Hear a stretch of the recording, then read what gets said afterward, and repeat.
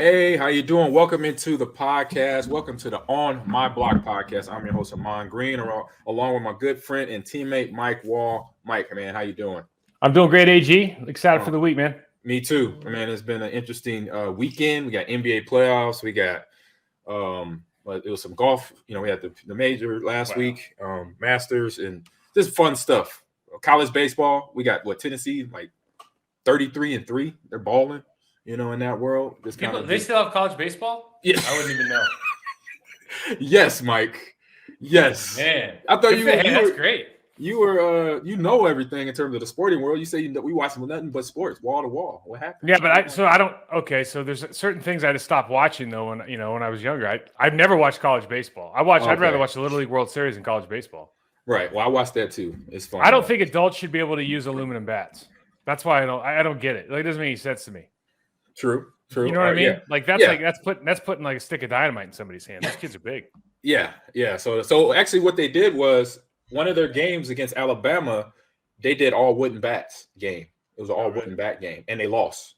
But then they won the next game like 15-3 once they went back to aluminum bats. So yeah, just want to bring that into the fold there. But I want to welcome in Andrew Harmon. Correct. Yeah. I'm looking for it. I was like, I was drawing. How you doing, Andrew? I'm doing great. Thanks so much for having me, guys. This is super exciting. It's like you mentioned, it's a super fun time of year. NBA playoffs, NFL draft, baseball starting. It's a good time to talk sports. No question about it. Yeah. So my man Andrew, he is the passionate young. He started young, drafting, putting up draft boards, commenting and giving his feedback on Packer transactions during this time of the year. So something that me and Mike didn't do. We were like, nah, that's just too much. And my brain would have broke. My brain would have broke with that at that age. Andy's been nice enough to have me on the show. He runs a Pack a Day podcast 365 days a year, I believe. Is that right, Andy? Yeah. Wow. 365 days a year. It's been featured on Cheesehead TV, various ESPN affiliates. Specializes, and this is why we have you, specializes in draft analysis, which is, as Ahman and I have alluded to many times, we kind of like to talk about the guys after they get on the team. Yeah, but it's essential now. Football's like a 12-month sport now, so it's essential to talk draft analysis. We needed to bring in an expert. Andy, thank you being our resident expert here on my block. Yeah, you bet. Sure. Thanks for having me, guys. Yeah, for sure. So before we get going, got a couple quick little updates. We got Packers offseason program starting today. So Mike, you remember those days when you had to fly into Wisconsin when you think it should be warm? And it's like an inch of snow on the ground. And he's like, why are we here right now? And you're in your 5th year. I'm like, this is for the birds. Okay. AG, but here's the thing. You remember, we're so old that we didn't have to come to off-season workouts. They didn't have off-season workouts when I started there. Right. 1998. In fact, I'll tell you this. Okay. I went 1998 off-season. I was there. 1999, I was not. Actually, I was never there again. Right. So until 2005, when I left, I went to Carolina. I never spent an off-season training in Wisconsin. Now, we would come back to the mini camps, but we had 2 3s and an 8.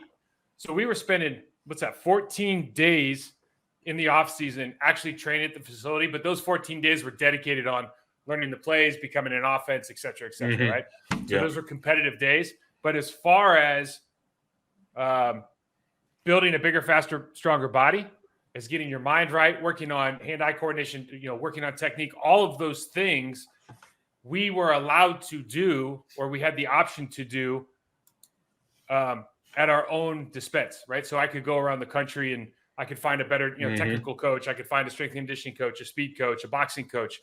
You could go out and find that and figure out what works best for you, a sports nutritionist, Dave Ellis, your guy from Nebraska. Exactly. Best in the business. Yeah. So there's always a deal around here where a lot of guys are going to opt out. You saw a lot of wide receivers opted out today, but I think they're doing that because of contractual obligations. But there's a lot of athletes that would prefer to stay at, like the House of Athlete, go down to Bommarino's down in Florida, go to those places, go to an Exos, one of Verstegen's many places around the country, and just continue to work with athletes from other teams, work on, position-specific stuff, etc. But that's just not the world we live in today, right? We need to check a lot of boxes. So I always feel a little bit weird about this time of year because I know how much better I got because I was allowed to do a lot of things and learn a lot of things on my own versus having to be part of a cookie cutter program. Exactly. But that's different strokes for different folks, right? Exactly. And then one more quick news bit, and then we get into the rest of the show. Packers pick up 8-year vet Sammy Watkins to the wide receiver roster there. He is one of 5 receivers with over 300 receptions, 30-plus touchdowns, and 5,000 yards. So now, who's going to be – so you got Allen Lazard that's potentially – he probably was the number 1 before this pickup. But now you have both of them in this wide receiver room, which I think is a good deal for the Packers moving into this first all-season program and then the rest of this the rest of this off-season, Andrew. So what's your thoughts there?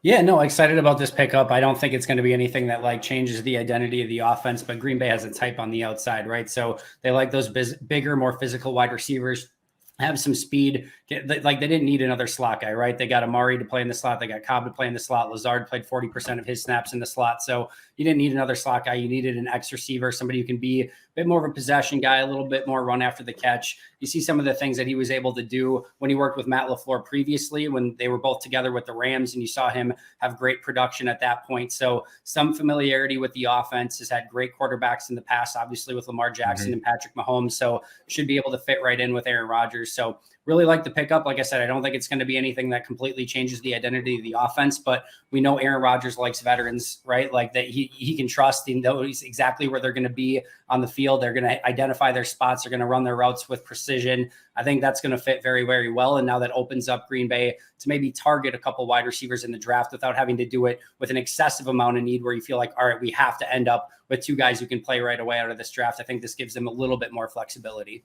Yeah, they could go for a guy somewhere in the late second round, third round, fourth round area to develop, to get into the role of being a part of the offense later into their careers as well. Then there's not much turnover, not much turnover time between having a Watkins and an Allen Lazard and then the next crew, Amari Cooper, and then that draft pick that does happen here in 2022. Right. It's a feast. It's a $4 million a year deal too. So it's not like you're breaking the bank here. And Andy, what do you think after watching him last year? Because in Baltimore, he just wasn't productive. In the last couple of years, he's just been bit by injuries, right? But he's only 8 years in, so he's not that old. I was in the division when he was in Buffalo. He's an absolute beast when he's healthy. Yes, so it's just a question of can we get if we can get this happens a lot too when you get with a good team, you get with a good quarterback again in the right situation, you're healthy. You see these guys have a bounce back year. They don't usually have a bounce back career, but they have this maybe 1 year, 2 years where they just pop, right? And so if we get anything out of this, I mean, for the amount of money they're paying, it just seems like a really good deal. Yeah, this is a very Devondre Campbell-esque signing, right? You look at the tape and the production over the course of his couple of years, and you're like, all right, it hasn't been that great. The biggest downside, like you mentioned, he's only played one 16-game season in his entire career, and that was his rookie year in Buffalo. He hasn't been able to do that since. But, man, if he can stay healthy and all of a sudden get those targets from Aaron Rodgers, he has the ability as a route runner. He has the ability as an after-the-catch guy. Like I said, I'm not expecting 100 balls, 1,600 yards, 12 touchdowns here. But if he can be one of the ingredients, and I think that's what Green Bay is going to have to look at this as, no matter who they draft, even if they traded for a guy, there's no Devontae Adams, right? There's not going to be that alpha that just is everything that they want it to be. But he can be an ingredient in this offense that when you mix together a Lazard, a Cobb, a rookie, a Watkins, a Tunyon, a Jones, a Dillon, collectively they can be really good, even if you don't have that one alpha in Devontae Adams. Yeah, definitely. And then you have the attitude, watching him over the last few years, obviously being on several teams, like Mike mentioned, but he understands the concept of being a role player. He knows, okay, I'm going to go in this spot and I'm going to just do this. And like you mentioned, he doesn't have to have big yards. He doesn't have to big numbers. So he knows I need to show up at this point in time. This is what they bring me here for. And I think that's a lot less pressured position, knowing I got to come in, I got to be that guy. So he knows he has a room of guys, especially with Allen Lazard, who, as we know already, is a grinder, is a dog. He's going to block, he's going to do things to help that offense roll. And so now having another guy that's kind of the same mindset as Allen Lazard is going to be beneficial.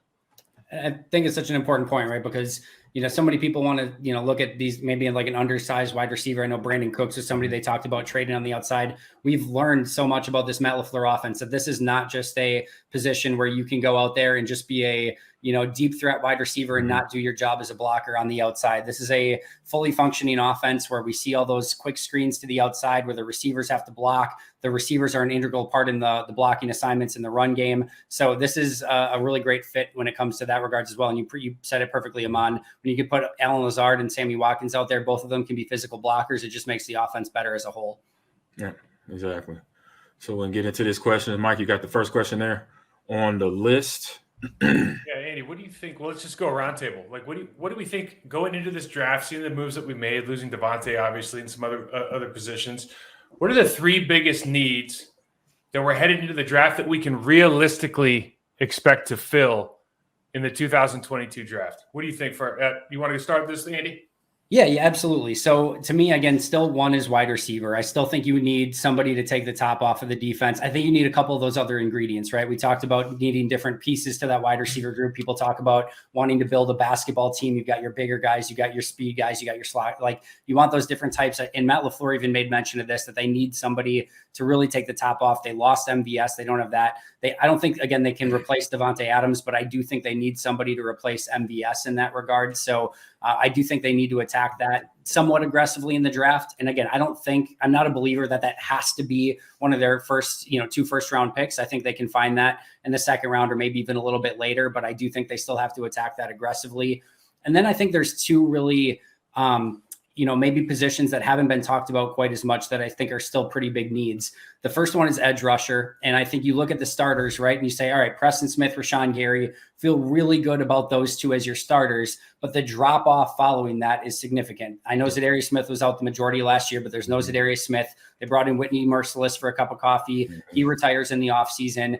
And then it's guys, like Jonathan Garvin and then Tipa Naliai. You've got a couple guys that put some snaps on film, but the drop off from Preston and Rashawn to that next group was significant.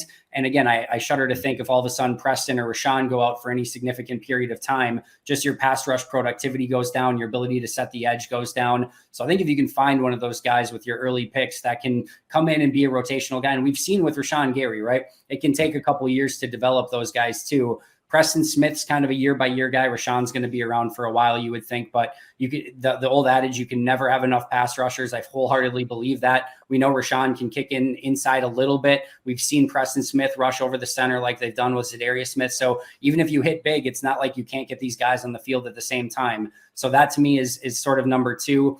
And then number 3 in the same sort of regard is safety. Again, you have Darnell Savage, you got Adrian Amos, but Amos is in that same Preston Smith category where, he's not getting any younger. It's going to be sort of a year-by-year thing.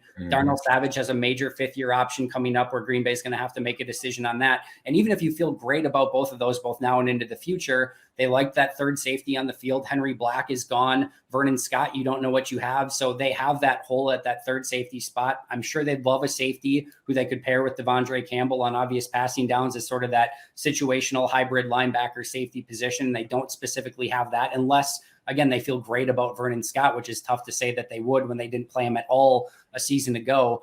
And then again, even the depth there, right? If all of a sudden Savage or Amos goes out for any specific period of time, all of a sudden you have a major question at safety where you don't have a player to pick that up. So I like the edge rusher and safety classes, especially where Green Bay is picking in the late first, mid-second round. And I think they can find players there. But to me, those would be the 3: wide receiver, edge rusher, safety that I'd love to see Green Bay attack early and often.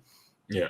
Yeah, and you talk about the edge rusher. That is something, as we know, not having inventory, obviously not having the bodies can call big, because obviously something that Green Bay has struggled with is injuries. Injuries have popped up at times of the season where now you looking at the depth chart, like, all right, who do we got to put in there? So you don't want to have that look down that list and be like, man, we Preston's out or Rashawn's out. This is what we got to deal with, or this is what we got to work with. So you don't want to be there yet. So getting a high quality grade defender or edge rusher coming in the draft, that'll pay dividends. Mike? Yeah, I would have the same 3 as you, Andy. I think I would start with edge rusher. Edge rusher scares me the most, or I would say outside linebacker, because I think the way that those guys set the edge in the run game is probably just as important as they set up in the passing game. The drop-off is very, very significant. I had to look up the names of the guys behind them because I just know them as 40 and 53 because they don't really make plays. And that's not they haven't been a whole lot in the game, right? Yeah, they just don't make a lot of plays, so you just don't notice them that much. Safety, obviously, Andy, you and I have talked about this at length. I would love to see, and Keanu Neal's a guy that I think when he got drafted, we were looking at him as a player when he got drafted by Atlanta. Now he's in Tampa. He just went through Dallas, but just from the way that the body type, Cam Chancellor body type, I would love to see an alley safety on this team. I would just love to see an alley safety, a big guy that can tackle, that can come downhill. You just said it before, a guy that can come down and play in the box. We play so much cover 2 now, and that's kind of the trend in the league. Who knows if it's going to be here in 3-4 years. But as of right now, you just need that guy who can come down and make tackles in the channel. I don't know. We like Adrian Amos, like you said, but you don't know how much longer he's going to be able to play at this level.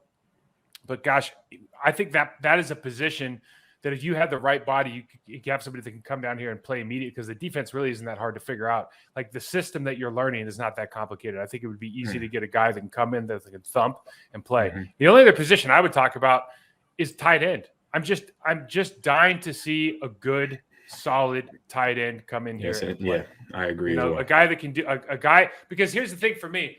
I would say wide receiver, except for I just don't think there's a Jamar Chase that's going to fall into our laps, that's going to play this year. And so what we see right now, maybe you get us, like, I remember when I got drafted, we brought in Corey Bradford. Corey Bradford could just take literally he could do was run a 9. Yep. Right.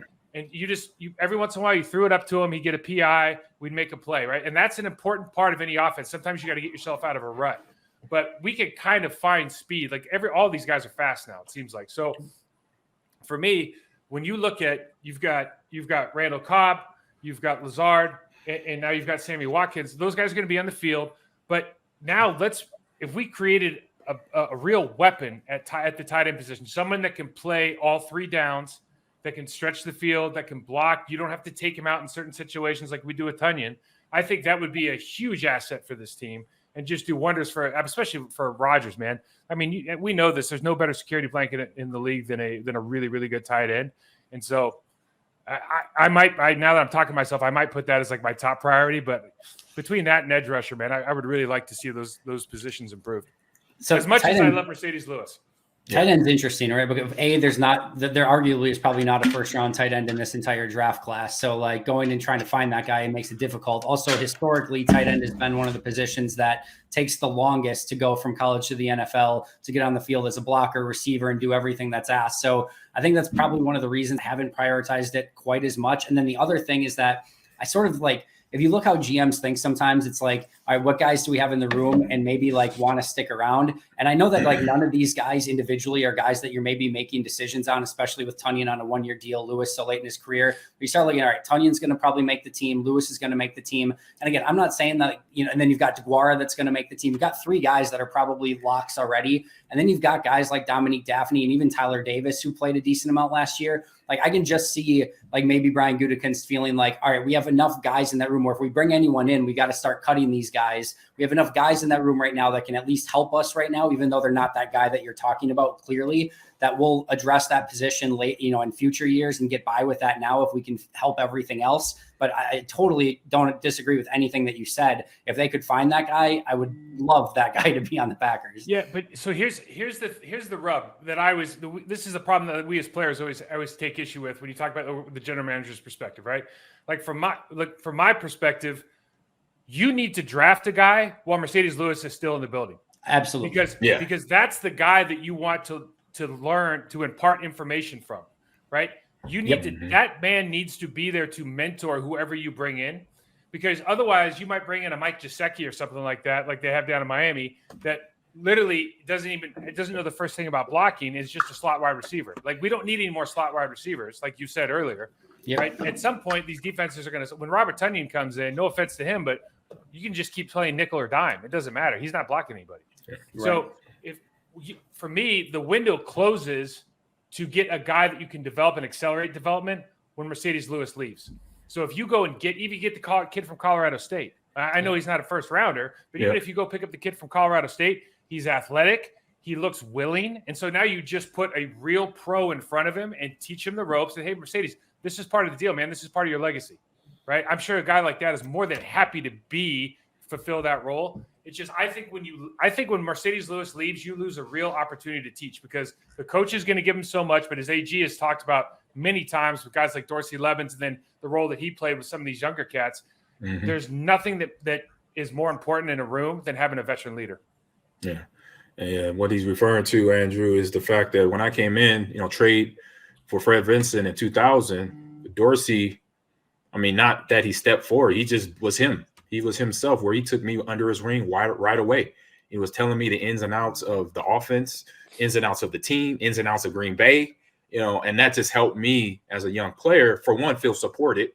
Like, man, this dude got my back. Seattle, I had Ricky Waters, nothing against him as a human being, but as a player, he wasn't that guy. He wasn't that leader in the room of the running back room in Seattle. So it was a completely 360, I say 180 when I got here to Green Bay to have Dorsey doing what he did. But then other guys, other positions, Gilbert Brown, Leroy Butler, Mike, and then Marco, start hanging out with those guys was just like, I wish I got drafted here. I'm like, this is fun. This feels like college again, or little league, where these guys, we know each other. We could jab at each other, but then also we could play high-end football with each other because we can't hold each other accountable and say, hey man, you're not doing your job.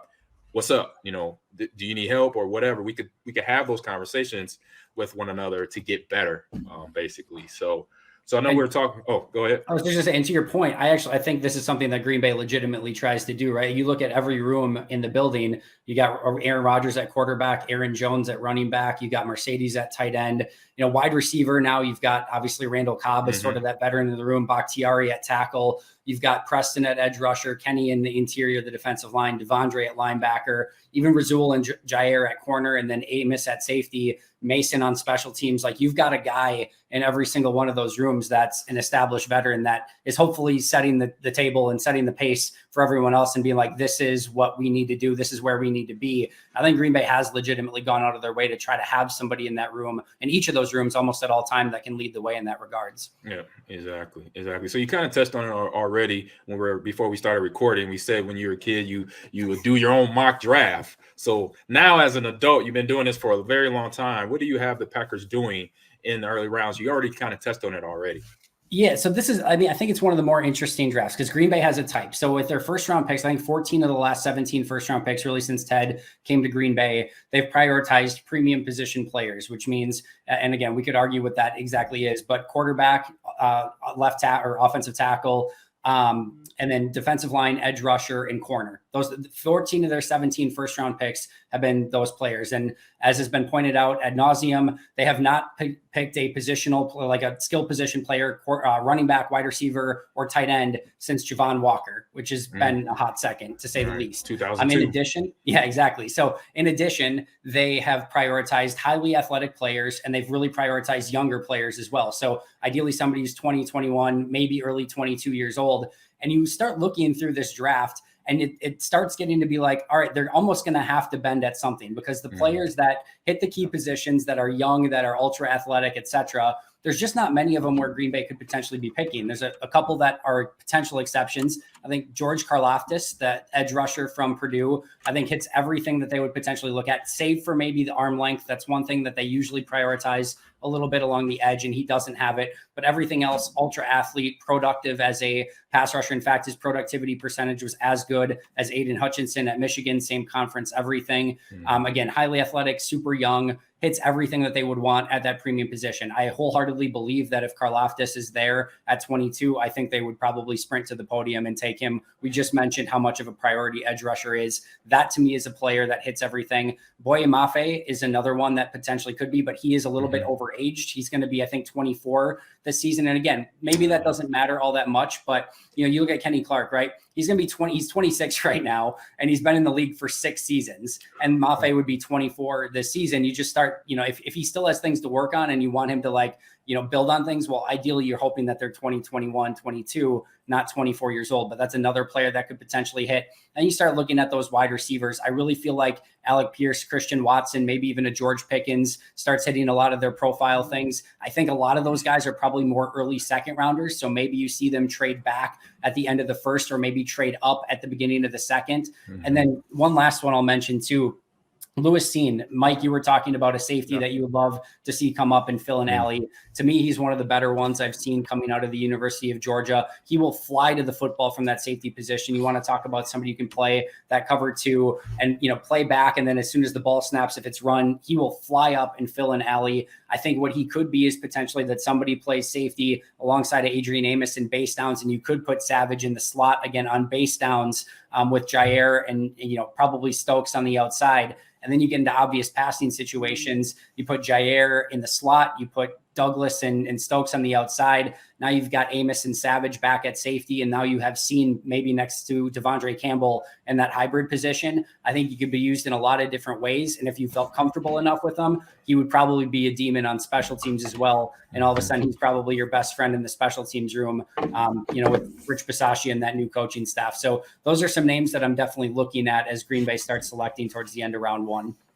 Yeah, I watched Cine a little bit. The discussion on Cine is that it depends on how much film you watch and who you talk to. He loves to fill, and he's out of control, right? Yeah. Which actually, if you have a good position coach, that's fine. Exactly. You always want to err on aggressive. Like you always want to be able, except maybe even the quarterback position, but you always want to err physically. You want to err on aggressive. Yeah. And so I looked at him as somebody that would be a phenomenal opportunity. And I think that kind of transitions us. You did a good job of bringing up some wide receivers, but I wanted to talk about when we get into our trench warfare series here. Now that Z's gone, we talked about that depth, and there's obviously a couple of guys at the top of the list when we talk about edge players, whether we're going to classify them as defensive ends or outside linebackers. A lot of these guys can play with their hands up or hands down. I think the Purdue kid's going to be a hand in the dirt player. But when you look at that position, or maybe even Andy, when you look at the positions in general, how do you prioritize kind of like I look at a couple things, right? Physical traits, technical ability, sporting intelligence, and then kind of that, what are we going to call it? You got a little shit to you, motor, whatever you want to call that, right? How do you prioritize those when you kind of go down your list? We could spend probably the entire day talking about this. And I think, one of the things that is really interesting is I think it very much varies position by position, right? I think every position has a couple different traits that I'm ultimately looking for. With quarterback, for example, the level of intelligence and how they can handle an offense, their leadership ability. Like there is so much that goes into that position that, I would love to talk about their footwork. And I think their footwork guides everything else, but that's just like the tip of the iceberg, right? And how they're just sort of wired as a player and how they know how to win. And like all of that matters so much at the quarterback position. Offensive lineman, right? You mentioned that mentality. I want somebody who's got a little bit of nasty to them on the offensive line that has the intelligence that they can still, figure out every concept, figure out every blitz, but they have that demeanor that they want to take somebody out. And that, if all of a sudden somebody comes at my quarterback, they're going to be the first one that's rushing to the quarterback and, defending them and pushing the other guy and everything like that. So that mentality absolutely matters. What I'm ultimately looking for, if we're sort of like, lowest common denominator and take all the positions together and sort of figure out, I ideally what I'm looking at from like a draft standpoint, I would love to see obviously some level of production, right? I would love to see some level of like, all right, dominance, or like when you put on the tape, like you can quickly pick out that guy. I forget who it was, but somebody posted this recently. I think it was a coach who said it, but like, if you don't know in the first 10 plays of watching the guy, that's somebody that you're interested in, it's probably not the guy for you, right? Like you got to like have some innate ability to be like, that guy is dominant. That guy is impressive. And I want to learn more about that. And that's not to mean that they're going to be great. It's not to mean that like that's the be all end all, but that's like a starting point of like, all right, I'm interested in this prospect. And then I want to look at, again, you mentioned all of the athletic testing and things like that, but I want it to match with production. And it's great to have a 4.340, but if they play slow on tape, what does it matter? If they play off balance and they don't have the ability to use that 4.340 to their potential, what does it matter? I think we're going to talk about Penning a little bit later on the offensive tackle side, right? Tested through the roof. I don't always see that same level of athleticism on the field. So I want to marry the traits with the tape and see what that looks like. So I think you start looking at, what's their level of motivation. This may sound really, really stupid, but if a guy is upset when something goes wrong, or if they really care when something goes well, like it likely means to me that it matters a lot to them, and that they're more likely to hit their ceiling as a player. If somebody's sort of just, going through the motions or whatever, again, if they have all of the testing intangibles and everything like that, but it doesn't translate on tape, they don't care about it, what's the odds that they're actually going to meet their full potential? So you're looking at athletic testing, you're looking at tape and production, you're looking at how much they care about the game. And then again, the piece that we don't always get to see, I was just talking about this with Ben Fennell the other day, that scouts and NFL teams have access to, is like, what's their personality like? Meaning like, if we watched all the tape in the world, right? If I take Boye Mafe and I watch every snap of his in college on all 22, and I have a really good feeling for who this player is, and I'm like, yep, that's who we're going to pick. if I didn't bring him in and talk to him, it's akin to, somebody handing me their resume for a job and just being like, all right, I'm going to hire this person without ever bringing them in for an interview. Like how they actually interact with the team and everything like that, how they're going to be in the locker room, all that stuff matters as well. So again, we could probably talk about this for literally days on end, because again, by position, it matters a lot too, but those are some of the things that start going through my head as I'm looking at these players. Yeah, I mean, I completely agree with that, because to know someone's want to or someone's passion about the game, and it shows up, like you mentioned, bad play happens. They fumble the ball. What happens the next play for them? Yep. Quarterback throws an interception. When he comes back on the field, what does he do next? D tackle misses a tackle, misses a sack, vice versa. You know the story. So when you have that player that does do that, he shows up on the next play. That's something for me too. That will be like, okay, I see where they're at, because I know mentally they're strong and they could get through a mistake and continue to play and get better through the game. Because I remember my probably off season going into my second year in Seattle, and around this time, minicamp time, and I remember it was a wide receivers coach. He saw me, I dropped the ball and I was beating myself up about it. He pulled me to the side. He's like, AG, he's like, don't worry about that pass catch.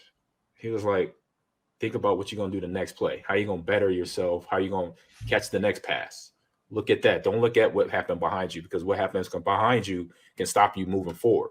And I'm 22. I'm like, that makes sense. Yep. So that for me, that right there, I stuck with that all through my career. When I would have those moments when I'm starting to dig in on myself, I'm like, hold up, I got a chance. I got an opportunity here to better, get back on the field. I got another series coming up, or I got another rep coming up in practice or a game. Let's go. And now make it happen on that aspect.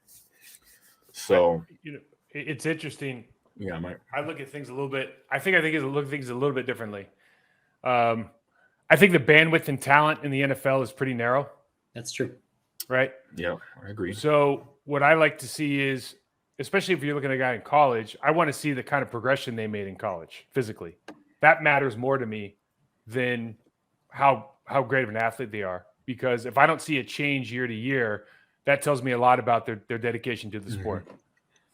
When I think about what kind of athlete I want in the building, when I think about, you talk about footwork, you talk about technical mastery tells me so much more about it. Now, we have to assume that they have, we know, because we've been in, if we're an NFL scout, if we're an NFL owner, we've probably been in a couple of buildings, so we have an understanding of what kind of coaching staff they have. Because some coaching staff don't teach any of this stuff, right? So you're kind of coming in a little less finished product. But if you find a guy that's a technical master, for example, then that speaks not only his on-field production, but also all the professionalism, right? Details, resiliency, commitment to the cause.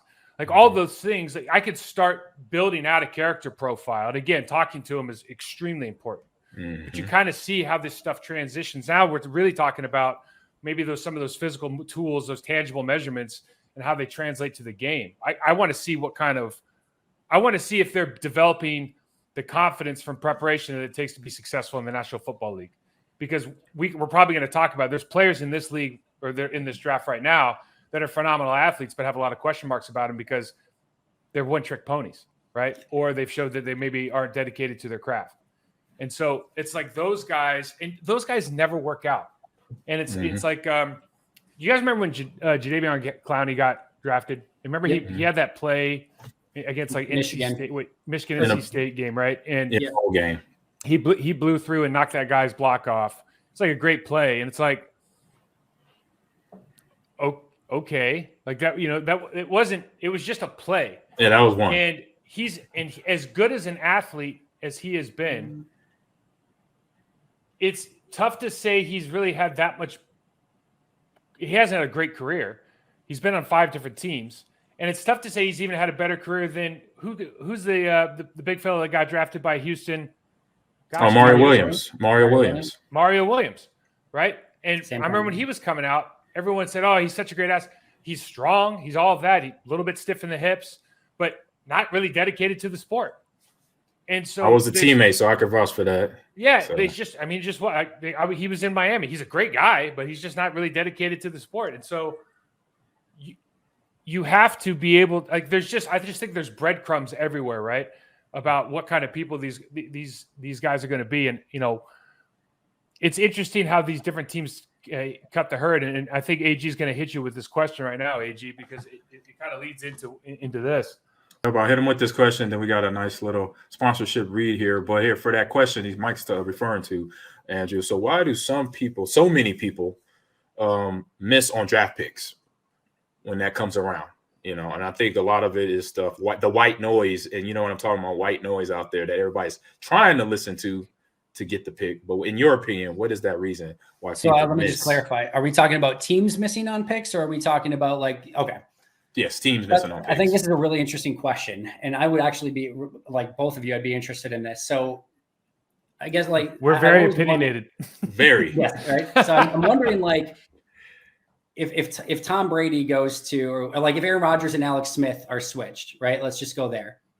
Where's Aaron Rodgers in his career, and where's Alex Smith in his career? Smith gets the consistency, he gets the Mike McCarthy coaching school, he gets time to play behind Brett Favre, he gets to sit for a while. And if you look at Rodgers, right, you look at those first couple preseasons, was not ready. They probably put him right in San Francisco in a system that he's not ready to run. Are their career trajectories different? If Tom Brady isn't, and I think Brady's probably unique enough where he finds a way to be successful anyway, but and probably Rodgers too, but how much of it is where you end up and what scheme you go to? Baker Mayfield, right? If he doesn't go to a place where he plays with 3 or 4 different coordinators in his first 4 seasons, and he ends up going to a place where he can sit and develop for a little bit and work on his craft and then go up in a place that's ready to win right away, does that change the entire trajectory? And as Mike's mentioning, so I think there's a couple things here.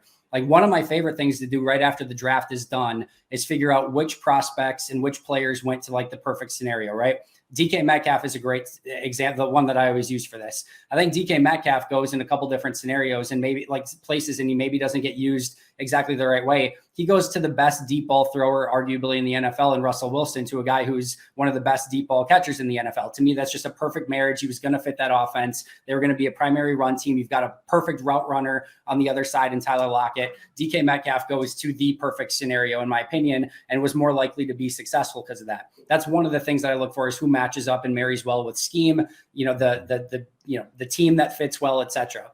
The other thing is, I think we get enamored with potential. Mario Williams, Jadeveon Clowney, we just talked about it. I think Trayvon Walker versus Aiden Hutchinson is another really interesting conversation between those two and who ends up going before the other one. Mm-hmm. But you end up with seeing these players that have just this enormous potential. I think coaches and scouts and GMs think they're going to get in our building and we're going to be able to unlock that potential. And as Mike's saying, but you're missing all the breadcrumbs along the way, that this guy is played at one of the biggest colleges in the world with great coaches, with great everything. And he wasn't able to put together a plan of attack and what he wants to do in technical mastery and all those sort of things. Right. So what makes you think he's going to come to the NFL and now all of a sudden start doing that stuff? And maybe it happens every once in a while, but more often than not that it doesn't. So I think people get too enamored with potential and not results in production and process, as Mike always likes to talk about. I think the other thing is sometimes players just go to the wrong scheme at the wrong time and the wrong fit, and it just ends up derailing their career. And I think other times too, I think injuries can play a part. I've never charted this out to see if it's a factor or not, but I feel like when somebody misses a huge part of their first year, when they're starting to go through those rookie mini camps and OTAs and training camps and maybe miss a part of the season, it just feels like it puts them so behind the 8 ball, or they so struggle to catch up and ever regain momentum. And it just feels like their career goes off on the wrong rail from there. So strong start, where they end up, and then again, overvaluing potential over production and process, I think would be the 3 things that I would point to. I had a high-ranking executive tell me that every 22-year-old athlete that comes in, every 22-year-old, let's just call them adult athletes that come into a football building or out of college are unmolded clay, unmolded clay, and our job is to mold them. Agreed. And I thought that was maybe one of the singular worst arguments I've ever heard in my life, because at 22 years old, I know your prefrontal cortex isn't completely developed, but at 22 years old, you pretty much are who you are. Right. And the idea that we're going to dump a bunch of money in your lap and we're going to put you in the situation you're going to change all of a sudden who you fundamentally are is absurd. And that's why that's why because we're looking at athletic potential, and we forget that the most important 90% of this game is about what's going on above your shoulders. Mm-hmm. To your point about finding the right fit, I think there definitely are 2 or 3 different kinds of athletes in the National Football League. There's athletes that aren't going to make it no matter where you put them because they don't have it above their shoulders. Right. I think there's athletes that are going to make it no matter what. Now, Aaron Rodgers versus Smith.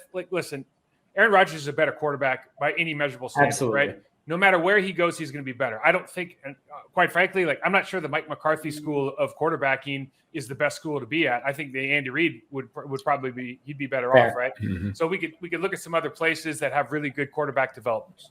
And then there's the majority of the athletes that do make it or rise to a high level, probably rise as a combination of the dedication they have, the commitment to the cause that they have, but they have been put in a scenario that works.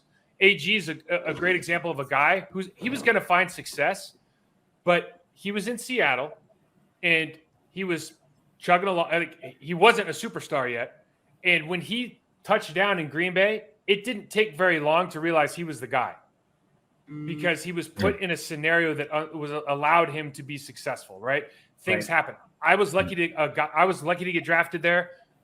I got a guy who got in my second year. A guy got hurt in training camp. You get a chance to play. Those things have to happen in order for you to find success. And so I think everybody's story usually has something like that. They got traded. They got moved. A new coach came in. Somebody got hurt. Like all of our successes are a combined result of other people's failures to some extent, or to be switching around. But at the end of it, there is a personality trait that, and we always talk about this, and it's not an analytic, so it's very, very tough to make the argument for. But we always just say, sharks can smell sharks. You want to hire a running back, you throw him on green. If you're a Green Bay Packer, throw him on green in the room with him for 10 minutes, and Ahman's going to give you keep him in the list. Sorry, where's my camera? Keep him in the list or get rid of him. You know what I mean? It's gonna you put an offensive lineman in front of me in 10 minutes, 5 minutes. To your point, AG, what do we say? How many clips do I need to watch of an offensive lineman to tell you if we should keep looking at him or not? 5?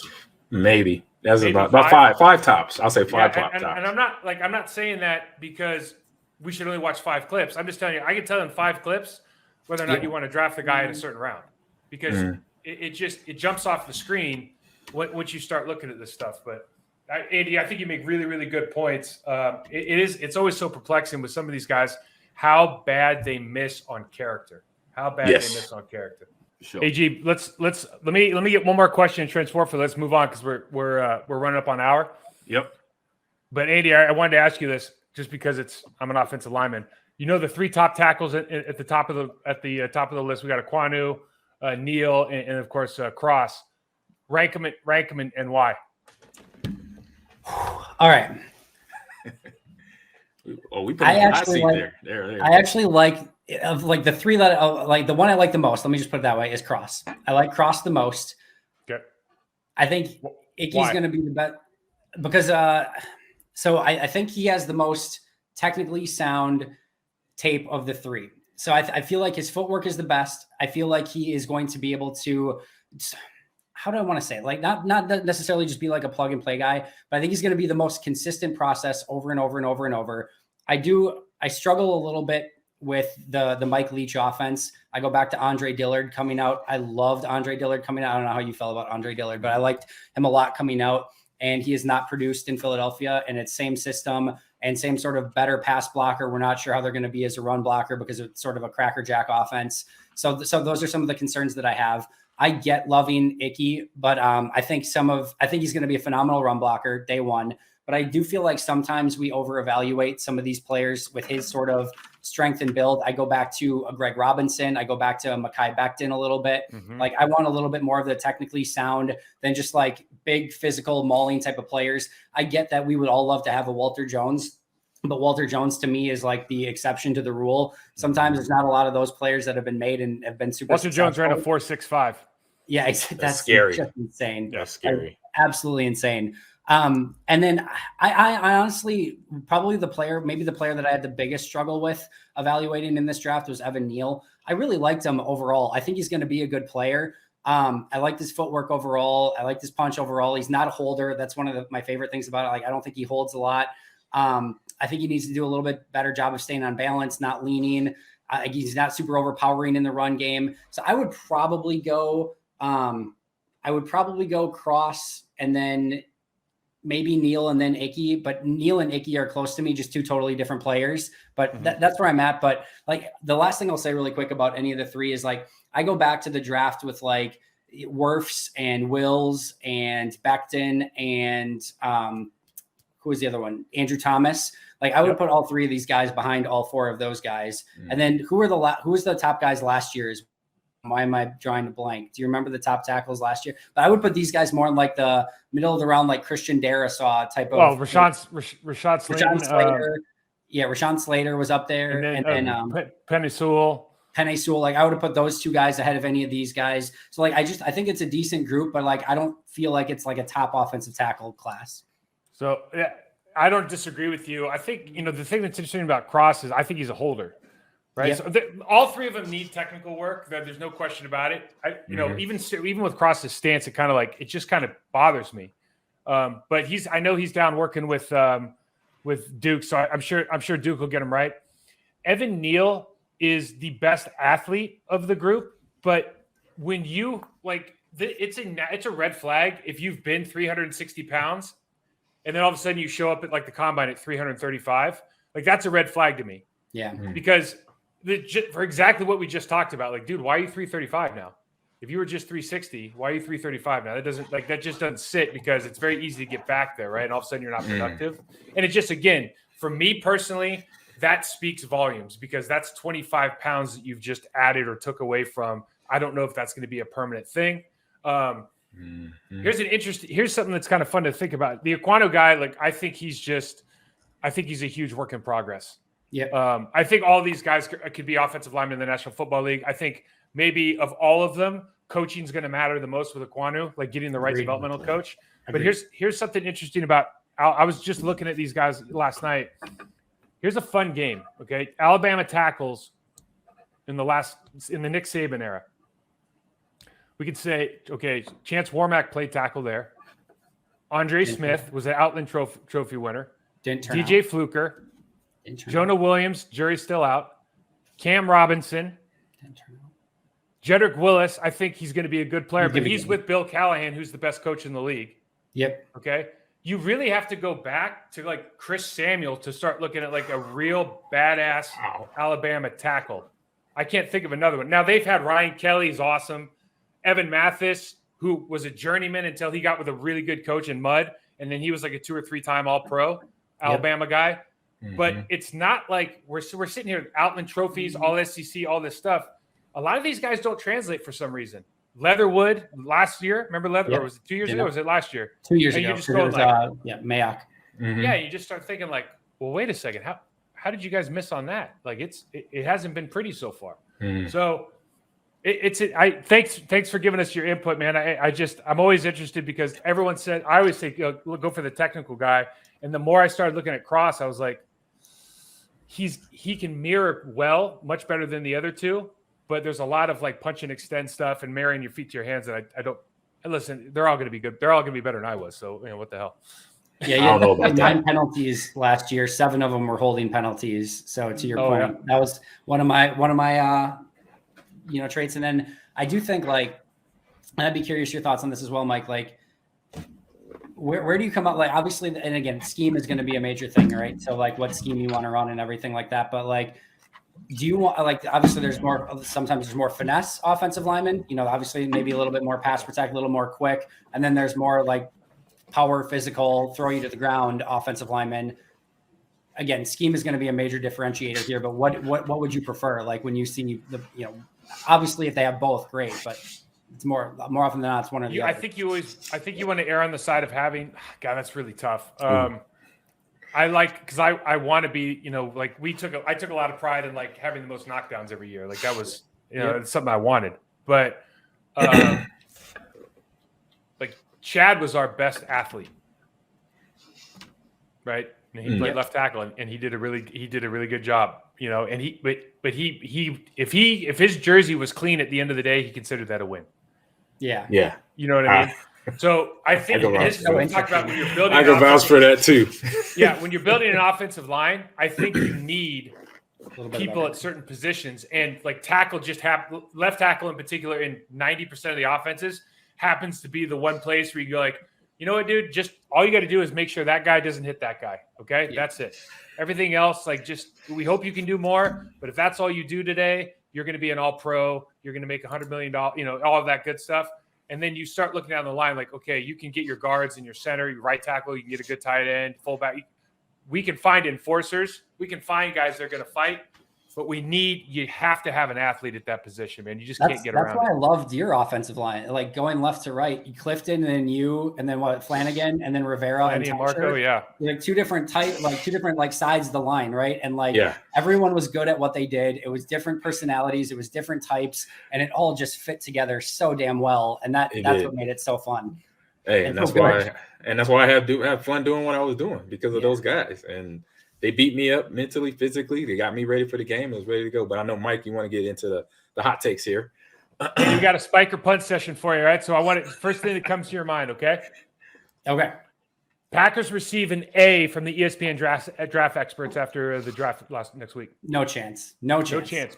Baker Mayfield receives higher than a third-round pick in trade comp. No chance. No chance? Higher than a third round? You think it's going to be third or less? The contract complicates it. So he's got 18 mil guaranteed, right? So maybe if the Browns take on the majority of, then I could see where he goes for a little bit higher. The thing I struggle with Baker right now is who?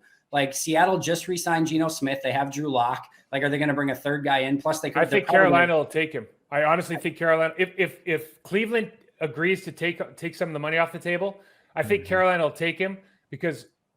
I mean, I know enough just from being around there. Like they're in a real bad situation right now. I agree. That owner, David Tepper, he's not having it. And then that interest of like what happens with Darnold, because he has the same 18 mil guaranteed. So like the contract, but I think Cleveland, honestly, like their best case is like they wait till camp and hope one of these starting quarterbacks goes down in preseason or in camp. And then, but I don't know that they are going to want to wait that long. Aren't you going to overpay for Garoppolo then at that point? You're probably right. All right, so Bucks headed to the NBA Finals. What's that? Bucks headed to the NBA Finals. Spike it or punt it? I'm spiking it. I'm saying yes.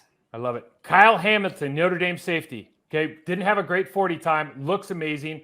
Is he worth a top 5 pick? No. Punt. Because he's a safety or because of him?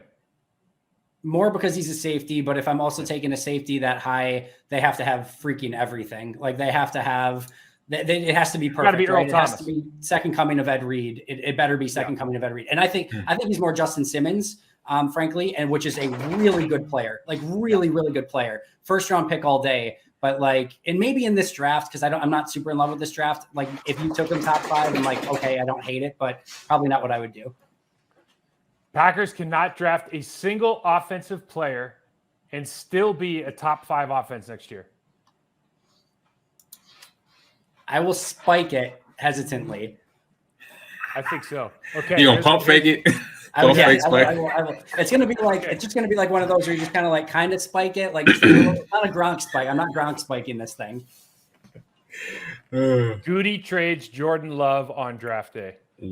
I'm gonna punt it. I just don't think there's the thirst, and I don't think he's not the type of GM that's gonna take pennies on a dollar for a player. He'll bite the bullet, and it's not like they have I know everyone loves Kirk Benkert. I love Kirk Benkert, but it's not like they've got a guy on the roster that they feel super great about being back. Dude, I feel so bad for Jordan Love though. I feel terrible for him. Yeah. I mean, I do. I feel terrible for him. Like he's never gonna play. He's gonna be 4 years into his career before he gets any meaningful time. The only thing I would say is to some extent, he had last preseason and 2 games against Kansas City and Detroit. Not ideal. I'm not saying I don't feel bad for him, but if he balls out in those opportunities or even looks like okay, this is a guy we want to develop, like some teams offering Green Bay, especially with this class of quarterbacks, like all he had to do was look better than this class of quarterbacks, which is not true. great. It's like Matt Flynn, right? Remember Matt Flynn? Exactly. Yeah. So like if you balled out in one of those opportunities and one of those teams would have been like, this guy has more potential than Malik Willis or Matt Corral, somebody's offering Green Bay a top, a first round pick, a top 15 pick. And Matt Hasselbeck, another great example, right? Like Green Bay moves up from what pick, like early in the or like late in the draft to pick 10. They drafted Jamal Reynolds, not great, but they end up going up in the first round by trading away Matt Hasselbeck. If you've got that opportunity, sorry, is there Jamal Reynolds? Yeah, It's your boy, interesting. Nice kid. Also, okay, definitely nice kid. Oh man. He made more in millions than he had in tackles. But okay. Did they get Kabir in the same draft as Jamal? No, Kabir was different draft. Yeah, Kabir came in the year I got traded. So okay, before you. Yeah. So let's get off my lawn time. Get off my lawn, Andy. Get off my lawn. So stuff that we want to, if we are an old grouchy man and we're sitting in our front porch and somebody's walking across it, be like, you better get off my lawn with that. So we got some stuff here that we don't like, and this one I'm on board with it, Mike. 100%. Baker's interview. Baker goes on his buddy's show. His dog's sitting there, paws up. His dog outshowed him. It just put it there. That kind of shows you the temperature of that podcast. I did like the dog, but I mean, I'm with you. But Baker shows you in one sit down why he's so divisive, right? Because on the one hand, you go, okay, well, you have had all these coordinators, you had all this stuff. On the other hand, you got the progressive commercials, and you haven't earned anything, and now you feel disrespected, and now and now you start throwing out names like Seattle. Just the way that he approaches it sometimes is, you just love for him to put his head down and work. It's like old school. I wish that's it. And I'm not talking about now. I'm talking about like before the progressive commercials. Like, go ahead and earn something. Don't be that guy, because it's what usually happens. You get a little bit of success, you get the progressive commercials, you get fired. Happens all the time. It happens to somebody every year. It's some manifestation of the same thing, man. Just get off my lawn with that. Yeah. He's going to always be a divisive guy, right? Like he's going to tell you exactly who he is. And I think, which is great. I love, like, I enjoy overall his personality and who he is. But at the end of the day, you have to back it up. And if you don't back it up, like if you back it up, everyone's going to be in love with you, because you're going to be like, oh, he tells it as it is. And everyone's going to be on board. And not everyone, clearly, because we're a polarized society. But like, you're going to have a lot more accident forgiveness by doing you're going to have, because nobody's saying anything about State Farm for Patrick Mahomes or Aaron Rodgers, right? Because they're Patrick Mahomes and Aaron Rodgers. So you back it up and he's golden. He doesn't back it up and has a season like he did a season ago, and the Browns want to trade him and everything like that. And it's just the optics are much, much worse. And you have to know when you can maybe be a little bit more outspoken and when you maybe need to put your head down and work a little bit more, like you said, Mike, and probably not the greatest optics when you're in the situation you're in right now. Yeah, I mean, 100% to Mike's comment and yours, Andy. Just work. Yeah. Go back to that walk-on mentality. That's what I've been hearing all weekend since the interview. Every news feed, every commentator is walk-on mentality. I'm like, get back to that, Baker. Don't worry about the world outside of wherever you live right now. Just focus on that. What got you into Oklahoma? Who got you the Heisman Trophy? What got you drafted in the first round? Go back to those brass, old school tacks, grinding, working hard, and don't talk. Don't comment on anything. Just do your job. That's about it. That's all he can do there. Love all it. right. First one on the next one on here. So I guess Mike was watching some Dodger baseball here. You got. I've always been a Dodgers fan, man. When I moved to California, when I was 5 years old, the company my dad was working for had season tickets, so we got to go all the time. I just became a huge, like Steve Sachs, Pedro Guerrero, all those guys. Nice, yeah, I remember those guys. So Clayton Kershaw has been arguably the best pitcher of the last. This dude gets taken out. He's pitching a perfect game. There's no hitters, and then in the pantheon of sports, perfect game is like there's an immaculate inning last night that never happens either. But a perfect game is 27 up, 27 down, right? Nothing else. No walks, no errors, no nothing. He's got 7 innings going, and they pull him. And I understand why they pull. Like, I do understand why they pulled him, but this is again like we're talking about analytics. We're talking about projection, and like it's this dude. I just want to watch Sammy Sosa hit dingers and watch Clayton Kershaw strike people out. You know what I mean? Like there's just stuff about baseball. Like you have to. Are you not entertained? Like just entertain me, man. Stop worrying about everything else because you don't have any fans. Like you want fans? Let the guy try to go for a perfect game. You know? Yeah. I don't know. I was frustrated. I rarely care about baseball, but I was frustrated. What's on your mind, Andy? I could tell you're thinking there. Yeah, no. So I think you bring up a great point, Mike, but I think we've entered the age of sport where, sport is so analytical and so business driven to win by all of these teams that every decision is made on that, like the macro of like, what's the best thing ultimately for the team. And what we lose in that is now like baseball is all strikeouts and home runs, right? Like we're not in, like, you're not enjoying the game like maybe it once was. You're pulling guys when they have a perfect game going. Like you're losing. When was there ever a middle reliever? There's no such thing as a middle reliever 10 years ago. Yeah, exactly. What the hell is that? Definitely. So the game has changed in that regards. And the NBA, obviously, it's a lot more 3-pointers because that's analytically better, especially you have good shooters. Like it changes the game fundamentally in some capacity. In soccer, like when I watch soccer, like I love the sport of soccer, arguably one of my favorite like sports to watch, period. But we've reached the point where teams have gotten so good at playing defense and playing 10 players behind the ball that like it's almost more of a drag to watch because the game is so closed down and you're just kicking it between, like, if you were using a football reference, like between like the 20s, right? Like, and it just isn't as beautiful of a game as maybe it once was when it used to be so open. So we've gotten to the point with sports as general that everything is about the end game. And now we can't enjoy things like a perfect game as much. And I get it. And I understand it because these are now billion-dollar industries and people are losing their jobs and their livelihoods on whether or not they ultimately win by the end of the season. But as a fan, it definitely makes it less enjoyable when you can't enjoy those moments because we have to think about, is Clayton Kershaw going to be good in the World Series, 6 months from now? So it just makes it a little bit more disappointing in that regards, but I get it. Right, exactly. And so for the next topic here, kind of speaking on the same type of premise is, I don't know if y'all caught any of the NBA play-in last week and then NBA first round of playoffs and Mike shaking his head. I figured that was going to be Mike's answer that he didn't. I erased it. I had it on here, but I erased it. Go ahead. He erased it. So, but it was some good games. So I'm just saying that, hey, watch a little bit of basketball. I saw the highlights and watched a little bit of the Nets game. And I was enjoyed by the fact that Kyrie succumbed to, he was able to play both sides of the fence. I think I've seen this very rarely where a top tier player in his sport or her sport can heckle back at the fans and then still ball out at the same time, even though they lost. It was just a play that KD, he didn't notice Jason Tatum going to the hoop to get the spin around 360 layup in overtime or in regulation, excuse me. But leading up to that, we got Kyrie throwing birds to the crowd as the Boston crowd heckling him. So he's giving it back to him. I'm just saying, it's just interesting that I never thought this could happen. So I'm not sure if this is a get off my lawn, but it's like, I'll say welcome on my lawn, Kyrie, because when you can actually do that, get away with playing a hell of a game, having your team in contention to win, but then also give it back to the fans. I think, boom, Kyrie, you welcome on my lawn anytime, bro. I think that's the first here on this podcast. I like that. Here's the thing, though. Like, I was thinking about this today, specifically about the Kyrie thing. I don't know if I'm a big play-in fan just because I think it's more of a money grab, and I never liked that. Yeah. But it's like the 17th game in the NFL, the 17th game. Right. They already played 82 games. Couldn't figure it out then. Like, it's ridiculous. But with Kyrie specifically, and to the broader idea of I know where you're going with when this. did it become okay for fans? Like, it's okay for fans to boo. Like, we've all been to play for Philadelphia against the Eagles. Like, it's okay.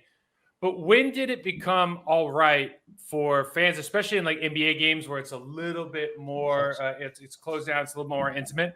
When did it become okay to speak directly at people and demean them, say, make, racist comments, homophobic comments, whatever, call derogatory comments?